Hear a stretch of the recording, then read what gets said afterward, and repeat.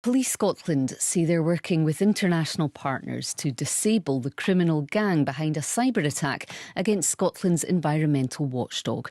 It's believed a group known as Conti was responsible for locking SEPA out of its own IT systems on Christmas Eve.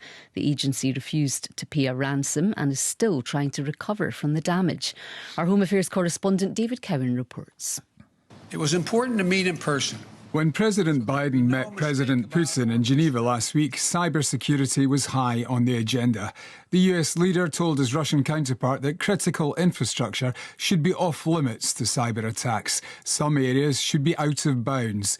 They agreed to begin talks about some kind of arrangement, but it will be too late for SEPA, a critical part of Scotland's infrastructure, which was locked out of its IT systems on Christmas Eve.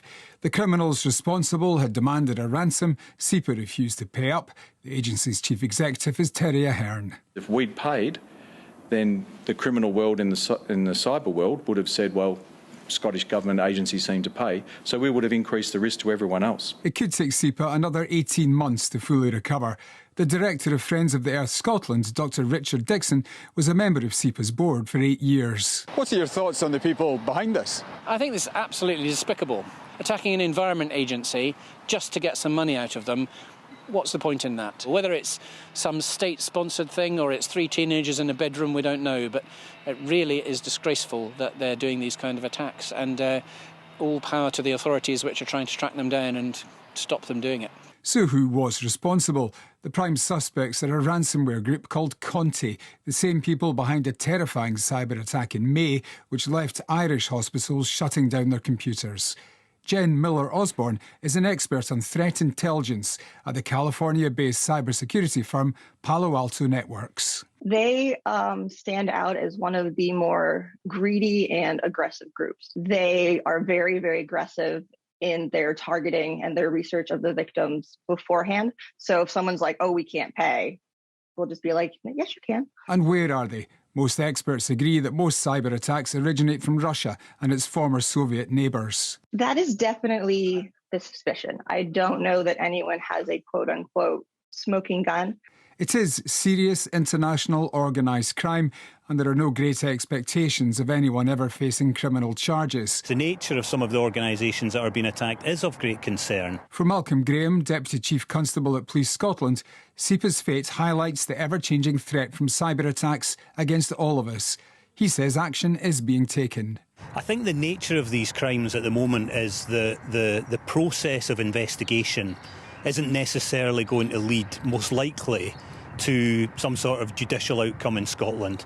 You can disable the group by working with international partners, or you can ensure that your systems can't be penetrated in the country that you're in, and we're working on both. Jen Miller-Osborne says keeping the criminals out is increasingly difficult.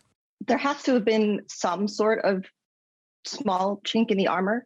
You can have an awesome security posture and they can still find a way to exploit it, to get in, if they're really that dedicated to it. The Scottish Business Resilience Centre tries to help Scottish organisations protect themselves. Its chief executive, Jan McCorry, urges everyone to have what she calls a healthy paranoia about cybersecurity. The biggest lesson out there is that this can happen to any organisation.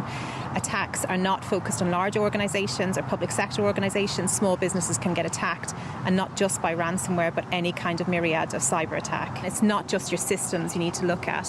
What we're encouraging companies to do is to take the conversation around the organisation. So please educate all staff around the cyber risks within your organisation. It's always better to meet face to face. It's hard to imagine that agreements between presidents will stop the cyber attacks around the world. The criminal gangs are making millions. All organisations like SEPA can do is protect themselves as best they can. Our Home Affairs correspondent David Cowan there.